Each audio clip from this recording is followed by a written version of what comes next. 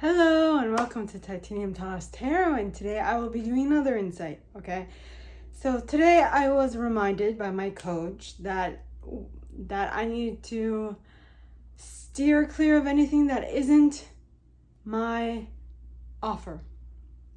Okay, and my offer is to help you improve your intuition. Now, the reason why I get easily distracted is because intuition is a very wide, very vast niche.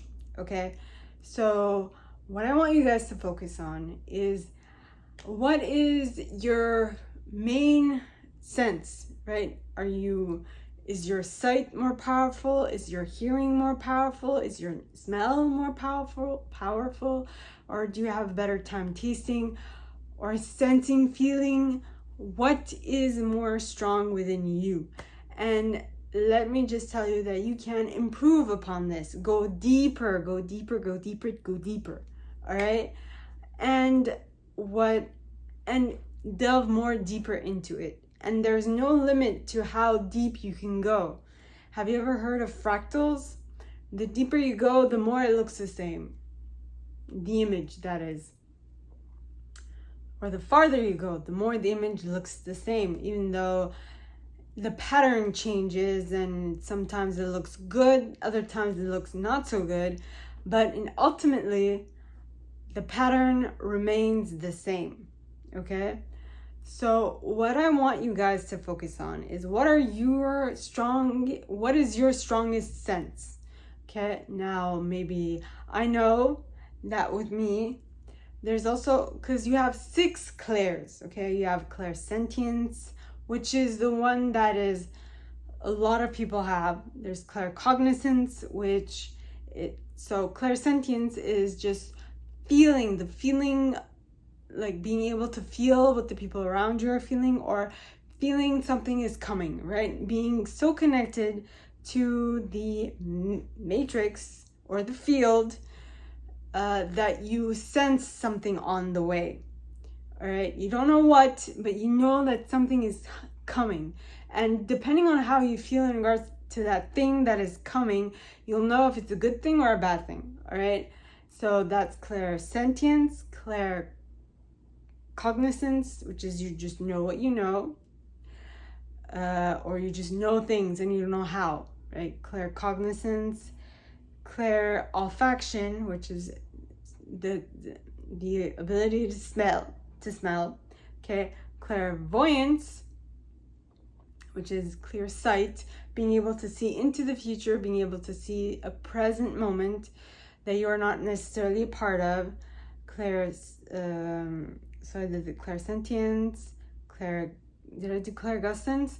Clairgustance is clear taste, knowing, being able to taste things, okay, that are not necessarily around or that you are not actually eating, so so there's claircognizance, clairvoyance, as I mentioned, clairolfaction, clairaudience, clairgustance, and well, there's clairsentience as well, feeling the touch, being able to feel your way, like feeling something, feeling a certain something from elsewhere happening to you. Like, let's say someone gets into a car accident and you feel it. Now, I don't clearly know, but for example, my grandmother, the day of my accident, just knew something was up, right? She didn't know what, she didn't know how, but she had the claircognizance that something was up. And since the morning when I left the house, because at the time I was living with my grandma, she knew something was going to happen. She just knew, okay? So those are the 6 clairs. Just knowing which one you are more in tune with. How you would know is knowing how you generally intuit things, right? How you generally know certain things before they happen, before they occur. You don't know how, but you just know, right? Some people hear it. You'll hear a song. That's not playing on the radio, but you'll hear something. You'll hear voices, which could lead to people thinking that you're insane, but That is neither the case. That's never the case. Or more often than not, it's not the case. It happens, but it's not always the case. So please take that with a grain of salt and make sure you know what's happening, right? Okay, before you go and check into an insane asylum, make sure, and you can check with muscle testing, which is a part of clairsentience.